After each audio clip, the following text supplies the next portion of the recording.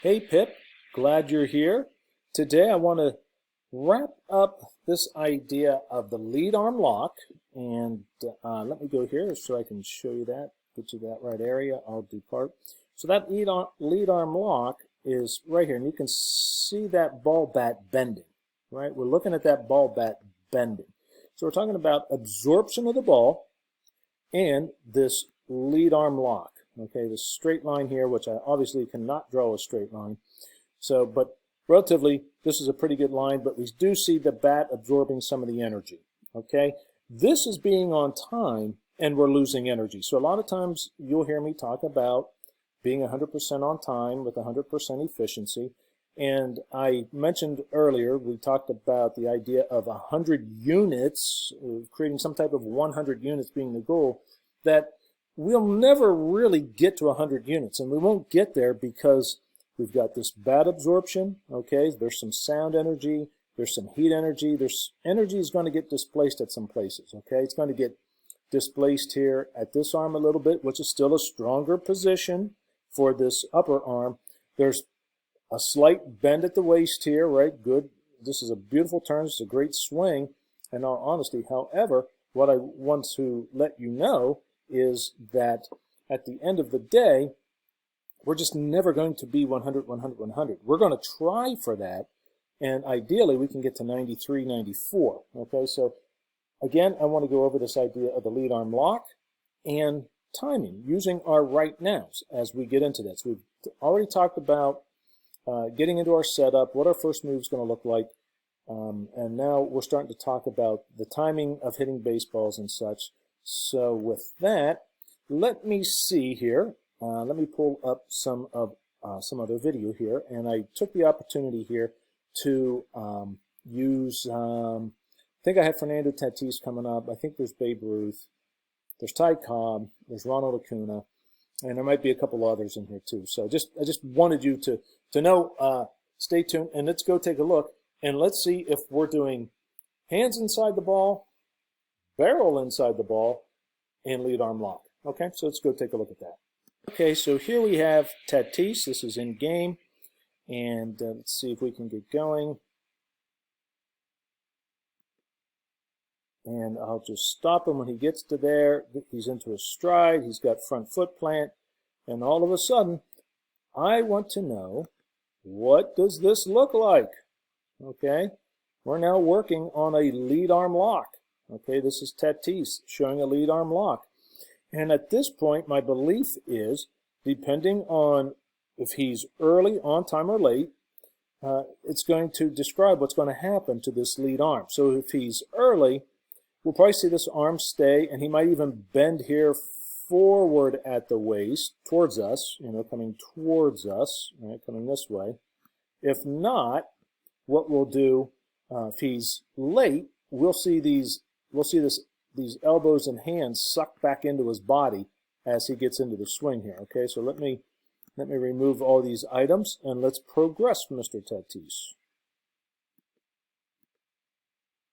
Get out, and away we go.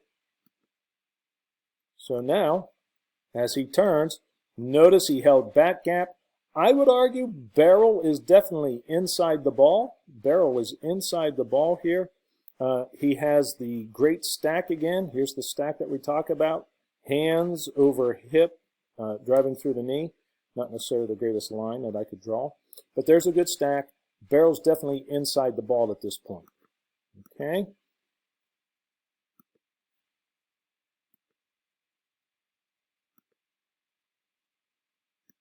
And as we get to the ball, I think that ball is probably away a little bit.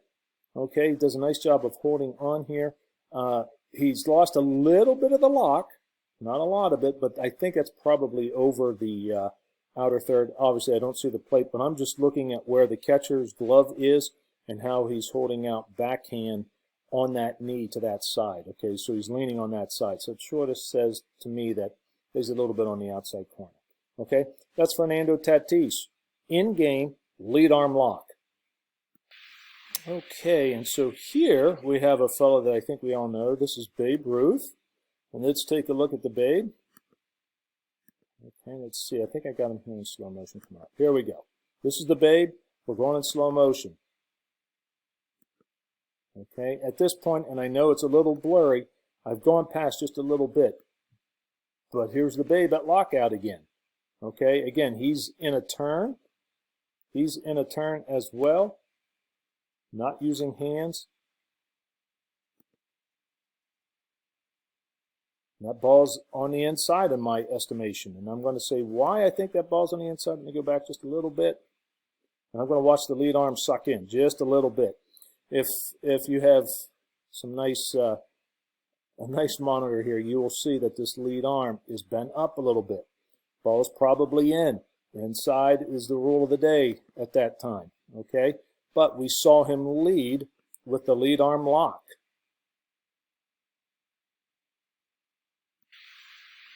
So in this video, we're looking at Cobb, all right, and you can see within the stance itself, the uniqueness of the gapped hands and such.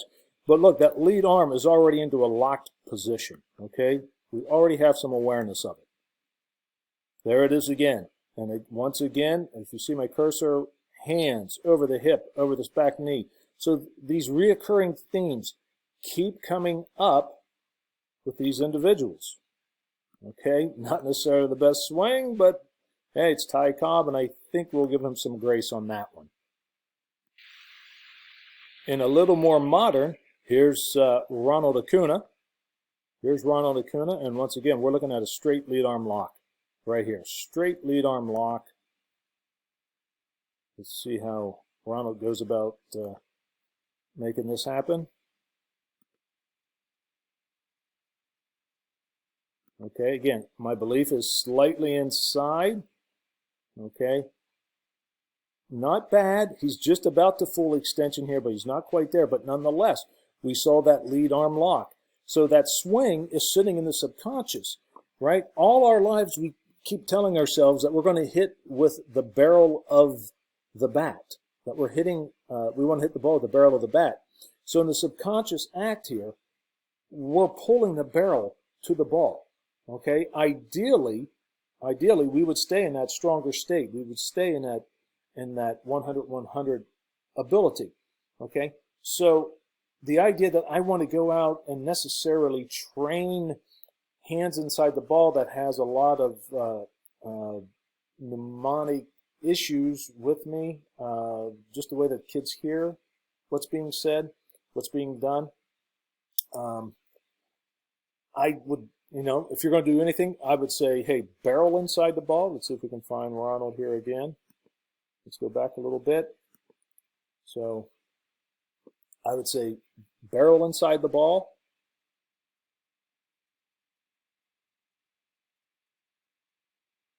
And he's actually late. He's actually late. If we look at that again, we'll see where, he might hit this ball out, but it's just a little late.